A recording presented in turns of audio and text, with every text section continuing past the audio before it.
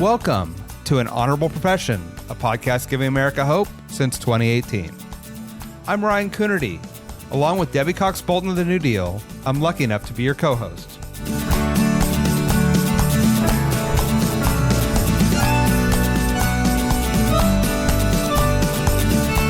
An Honorable Profession is a New Deal Leaders podcast. The New Deal is an organization that supports the next generation of American leaders. From attorneys generals to state senators to mayors to school board members, these are the people that are pushing policies and politics that will respond to climate change, rebuild our economy, address racial injustice, and restore our democracy. These are incredibly talented people who have dedicated themselves to public service when their country and their communities needed it the most. Check out newdealleaders.org to see what I'm talking about. Albany Mayor Kathy Sheehan has never backed down from a challenge. Whether it was taking over a bankrupt city, running on ancient technology, or supporting redevelopment that was opposed by a big part of her constituency, led by her brother-in-law. I talked to Mayor Sheehan as she wraps up 12 years of service to her historic and changing community. She shared the secrets to her policy wins, building affordable housing, securing huge private and public investments, lowering crime. It was a great conversation about how to lead and mayor in a complicated world. Enjoy. Albany Mayor Kathy Sheehan, welcome to An Honorable Profession.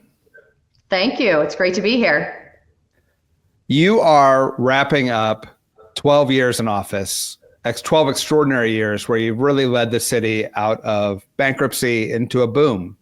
I want to talk about how you did that and what models are there for other cities that may be struggling right now that want to see better days ahead.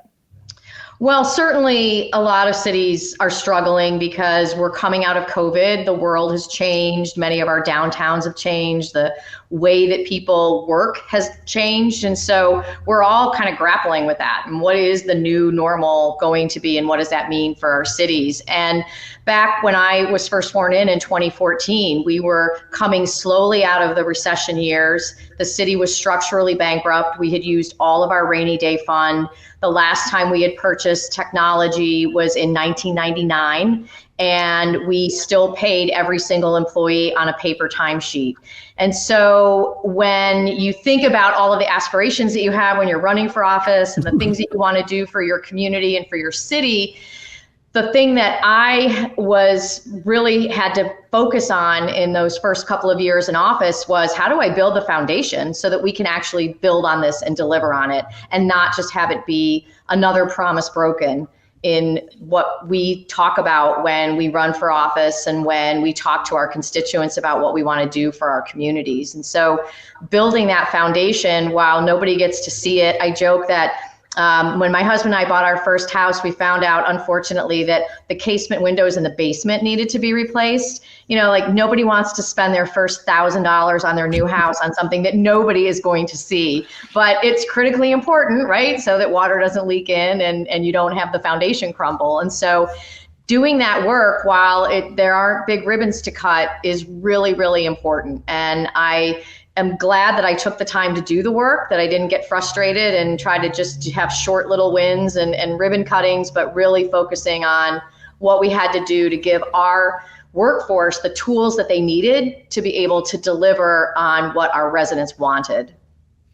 And I think you described it beautifully, but we all know that is far harder to do than to explain.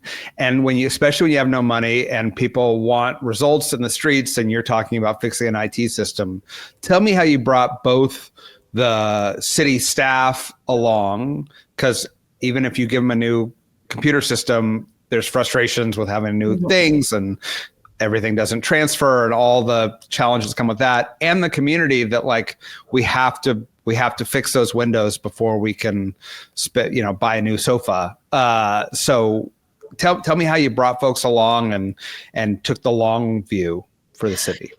Well, first of all, to pay for it, and to really ensure that we had the funding to make these investments that were needed. We are the state capital, so we're a little spoiled in that the policymakers that we really needed to convince on some issues around our funding are right across the street. And so at the same time that I was working with our workforce, I was also working with our partners in state government to make the case for an investment and the need for that investment and what the results of that would be and how that would pay off for all of us. And so first it was really working to get the funding in place to be able to make this transition. And then it was working with our workforce. And I think at first I underestimated. I thought we had a technical problem versus an adaptive problem. We all know about, right? Is it, do you just need to buy a new piece of equipment, or is there an adaptive change that you need to bring people along and listen to stakeholders? And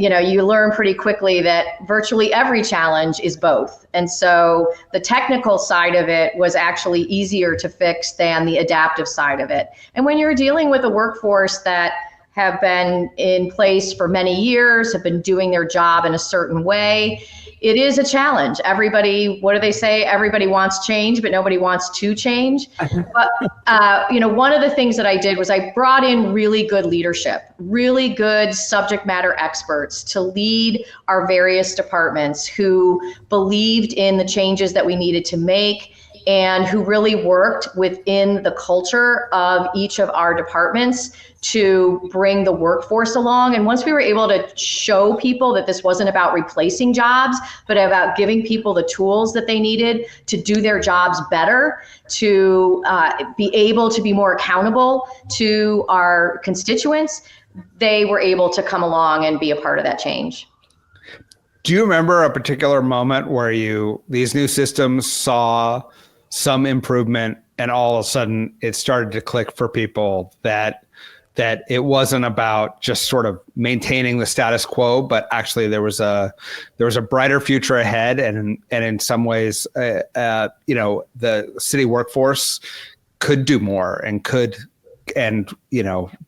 be more effective in what they're trying to do? Well, certainly there are a couple of examples. One is our codes department. Everything was on paper. We have an aging infrastructure in the city of Albany. We're a very old city. We have a number of neighborhoods that have been negatively impacted by redlining. And so there was this sort of constant complaint that codes wasn't doing their jobs. And it was really hard to be transparent with the community about what was happening within our codes department. But when we were able to purchase technology and get our codes inspectors on iPads and have a database that showed and demonstrated, we have been to this property 6 times, we've cited them in each of those cases, and now we're better able to build those cases in codes court and actually get results. We not only had happier constituents who liked to see that we were making progress, but the employees felt so much more supported, because it's really easy, I think, sometimes for people to be cynical, to think that government workers don't do their jobs, that they're incompetent. To be able to know that we were backing them up, the reason we wanted them to adopt this technology was so that we could show how hard they were working.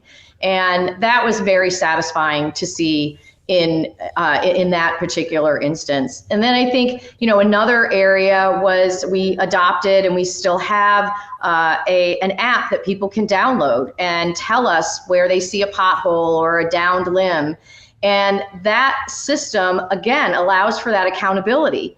And so we can say, yes, we got your complaint about this pothole or illegal trash, and here's what we did about it. And again, basically being able to tell our constituents what we were doing, but then being able to tell our employees, we've got your back. When you do your job, we have your back. And we now have the tools to say, yeah, they did this, and here's the picture that they took, so that, you can see that this work was done.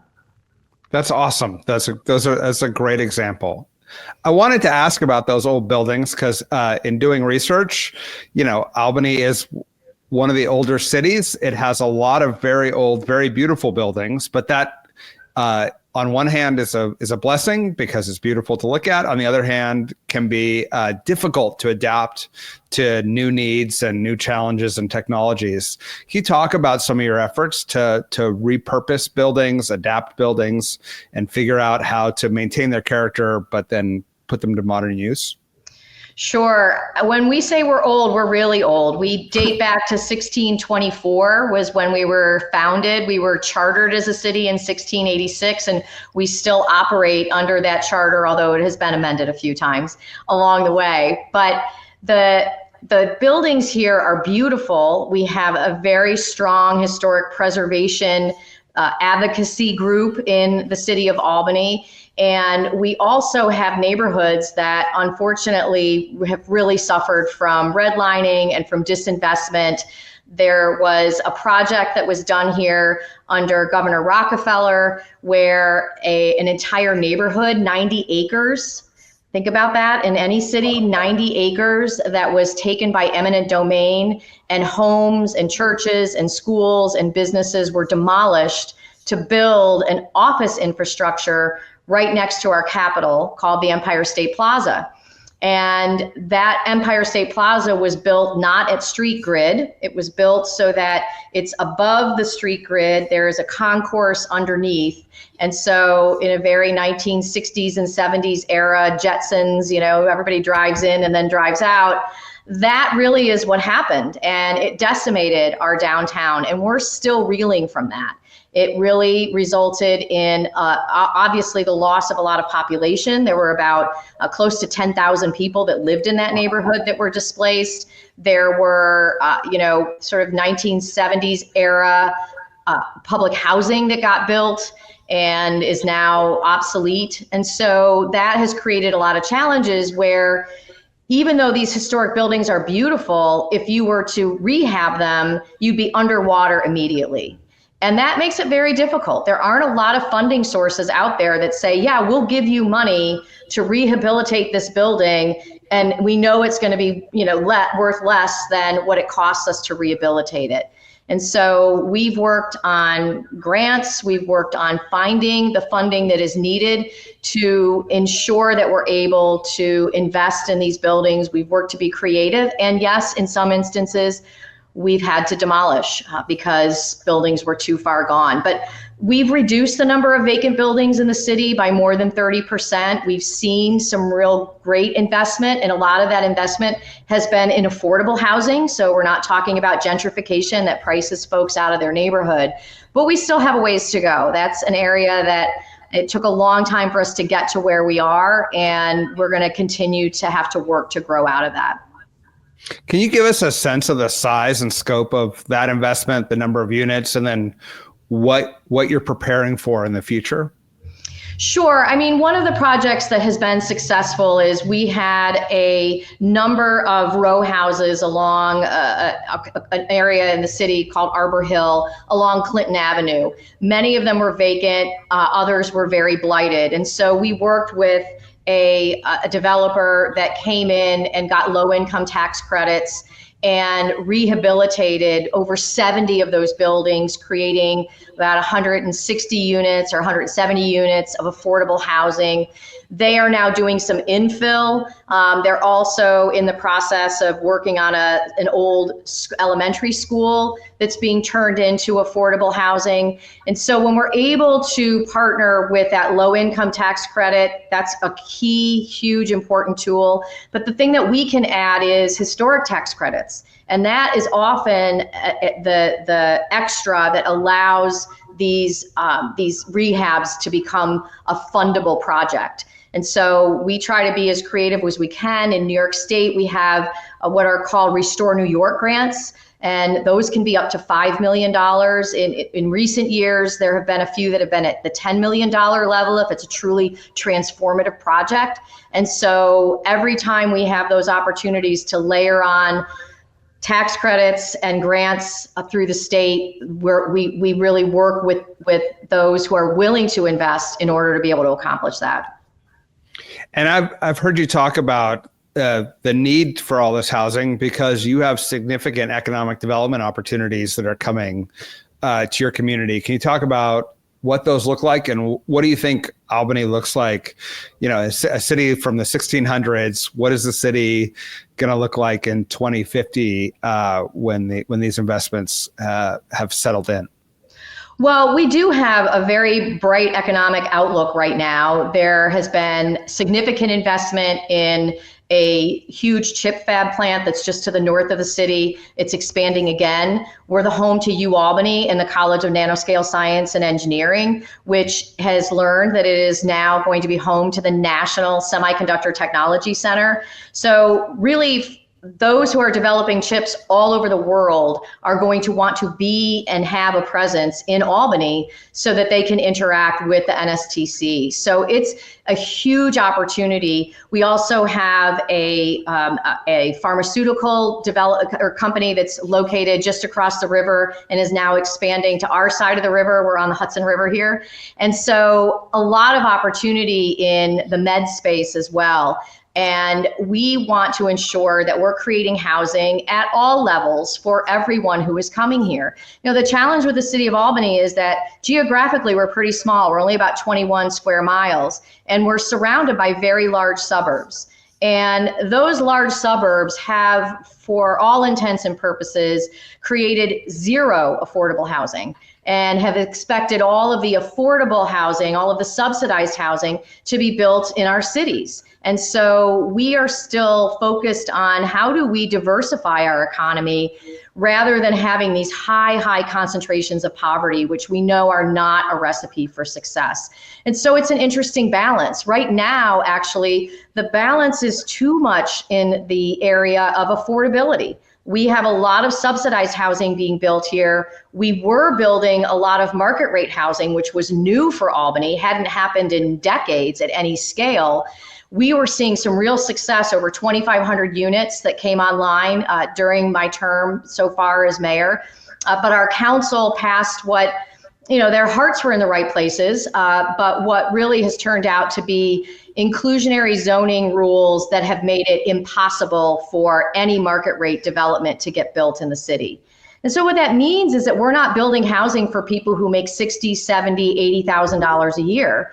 Those are individuals who don't qualify for subsidized housing, and we're not building that. You know, that would be market rate for us. We're not building that market rate housing because it doesn't pencil out. So I'm trying to work with our council and with the housing advocates to focus on what we need to do to ensure that we are creating affordability at all levels. We want those engineers to move into the city of Albany. That helps our economy. People want a grocery store downtown. Well, if we want a grocery store downtown, we need to ensure that we are creating a pathway for that to happen. And that's by creating a mixed income neighborhood, not a concentrated low income neighborhood. I want to dive into this a little bit, and for some of our listeners, inclusionary means that when a market rate project's built, a certain percentage of the units get set aside for affordable housing, and it's essentially funded by the developers in that. And you set the inclusionary too high, and you're going to get 100% affordable units of zero projects, and you set it too low, and maybe you don't have enough affordability in your community. I mean, I think this is something Ezra Klein talks about, of how sort of blue cities, blue states have decided that they're going to have the everything bagel of for housing, where it has to solve all the problems. It has to have prevailing wage and be green and having affordable housing built in and all that. And the net result is that we don't build enough housing.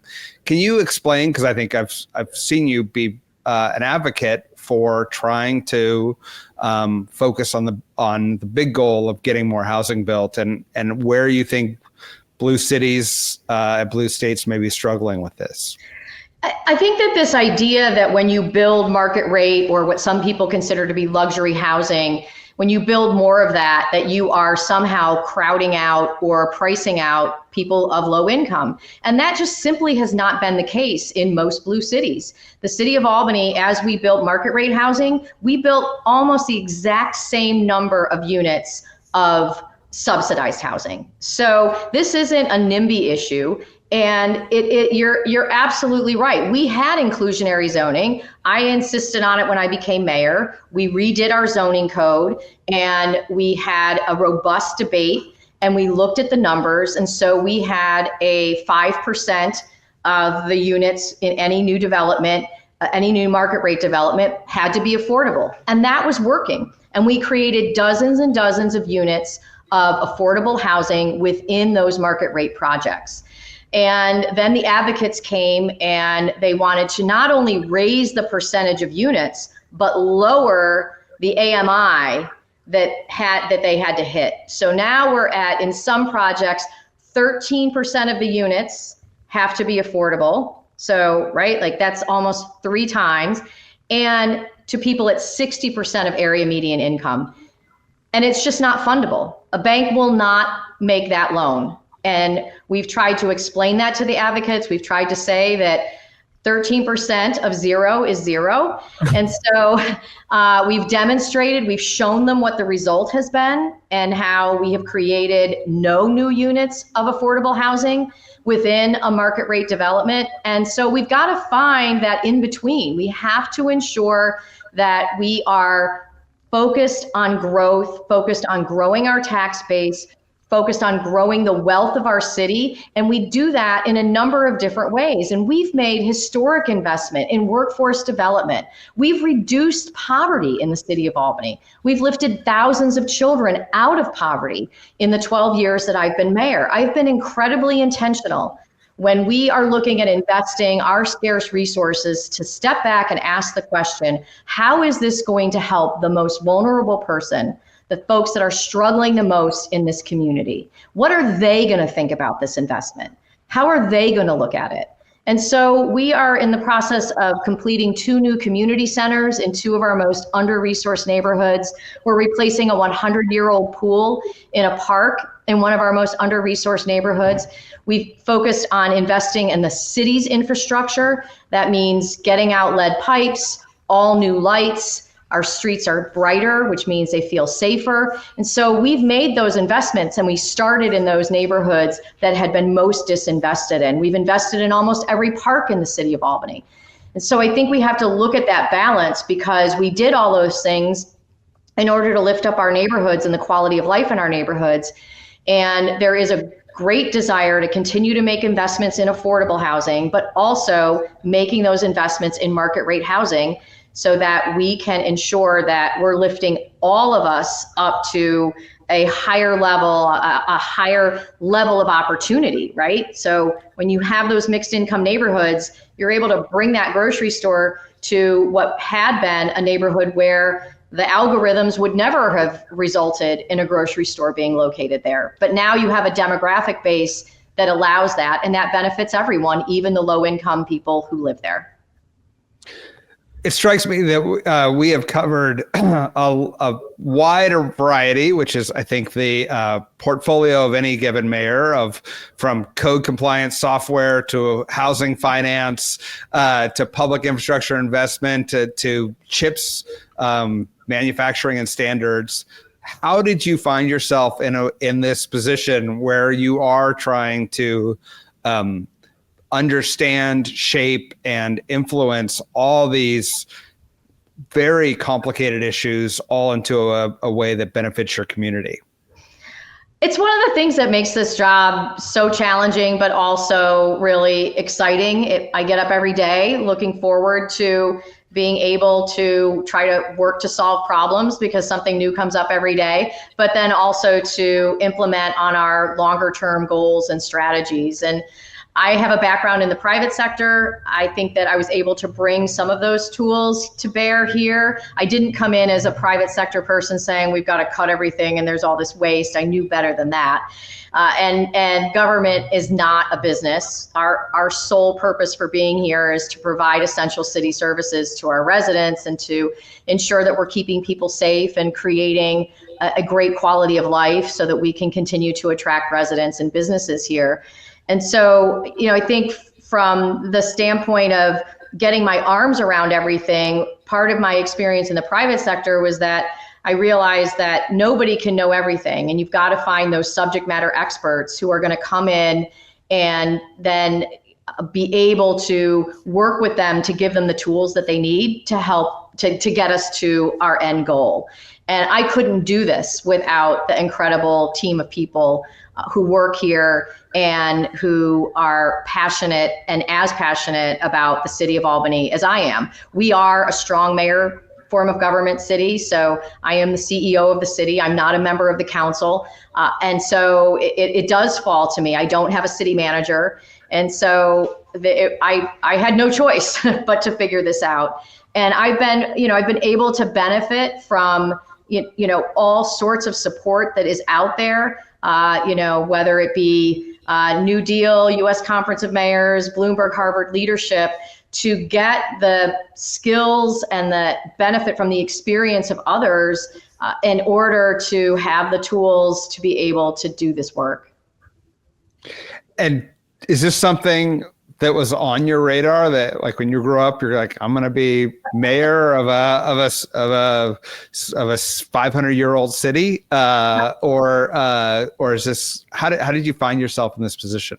Well, I'm one of 6 kids, and so my siblings would probably describe me as the bossiest of all of us, but I never thought that I would be in elective office. My parents were always involved in our community. We moved around growing up. My dad was transferred a few times in his job, but anytime we landed in a new city, my parents got involved in the schools, in our neighborhood.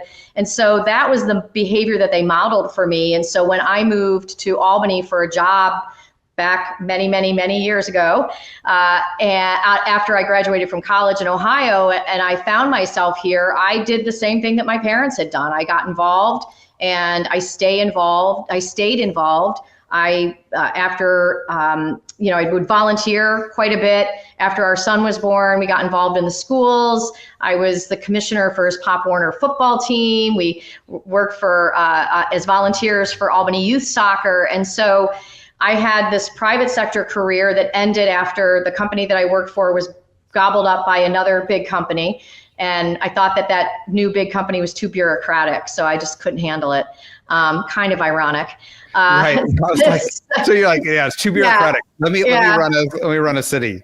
But some people came to me and they said, hey, we'd really like for you to run for controller. It's called treasurer here, but for controller of the city of Albany. We had some issues. There was a scandal. And I was convinced. I said no at first, but ultimately I said, hey, I could continue to complain about what I don't like, or I could actually do something about it. And so that was what got me started. And after I became city treasurer, it became pretty clear to me that the mayor who had been mayor for 20 years probably wasn't going to run again. And so I decided to explore a run for mayor, and I talked to a lot of people. I asked people to invite me over to their living rooms with their neighbors and their friends so that we could talk about the city and what they liked about it and what they were looking for in their next mayor. And then ultimately, I decided to run. So that's how I ended up here. So I want to ask, you are wrapping up 12 years. In addition to investing in the infrastructure that allows city staff to do their jobs and do their jobs well and show the community how hard, the work that they're doing, what other advice what other advice do you have that you can share with people who are aspiring to impact their communities, large or small, in this way?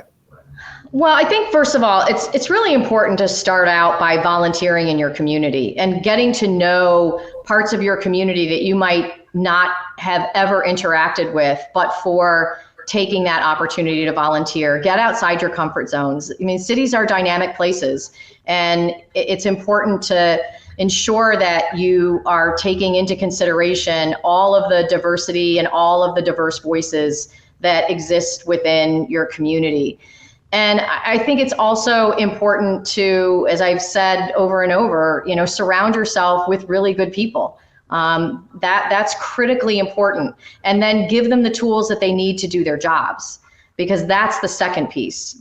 I'm very mindful of the fact that I can't ask any commissioner or director or even frontline employee to do something and then not give them the tools to do it. And so I also think it's important to really discern. Think about what is your leadership style. We all have different leadership styles. Mine is servant leadership. And so I have to stay true to that. I can't try to be a different type of leader, even when some people are wishing that I would be a different type of leader. There are some who like someone who pounds their fist on the desk and says, go do this, but that's not my leadership style. And so I think the other piece that has really helped me is when you look at all of the different things that a leader can do and all of the different ways that you can lead, trying to crystallize that down to what's going to drive you every day is really important, because as you know, there are so many distractions and there are so many ways that you can get pulled into a different direction. And sometimes it's okay to go with the flow, but sometimes you have to be able to say, and now that I'm at the end of my term, I'm really able to say, you know what, that's a great idea, but that's going to be a next mayor idea, right? I don't have the bandwidth right now to take that ball and advance it, because I have to advance these other balls and get these projects finished. And so I think that final thing I would say is just being really honest and sincere with people. I think people want, even when you know that ultimately you're gonna say no, take the meeting anyway. Listen with empathy, with a lot of empathy, and then be willing to communicate with empathy why that answer is not now.